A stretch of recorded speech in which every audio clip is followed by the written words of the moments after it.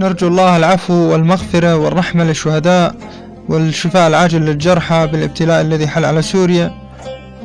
ونناشد جميع الدول العربية بمد يد العون إلى سوريا وإلى المناطق المنكوبة أثر الزلزال. ونشكر أخواننا اللي ساعدونا، العراق والجزائر وتونس، وهالأبيات موجهة للدول لسه ما ساعدتنا. قلت حزن آهات منكم والله لي يعين، حزن آهات منكم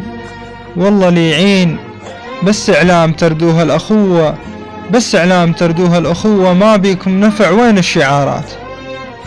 ما بيكم نفع وين الشعارات الدلت على المحبة وعلى الأخوة. كافي من الوجع والضيم والخذلان، كافي من الوجع والضيم والخذلان، ما بينتوا موقف خير حشوة،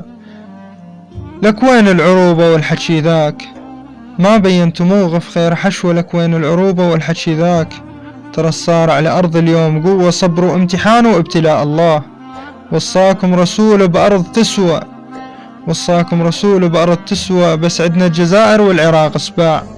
بينه هالمحبة وهالأخوة، مشكور الإمارات وكفل تونس، والرايد يساعدنا اليوم أخوة، والرايد يساعدنا إحنا أخوة، من شفت الأطفال تقطعت القلوب، ويا رب الصبر والفرج نرجو، ومغفرتك إلهي ورحمتك عالراح، ارحم شعب يا ربي وعينه، ارحم هالشعب يا ربي وعينه.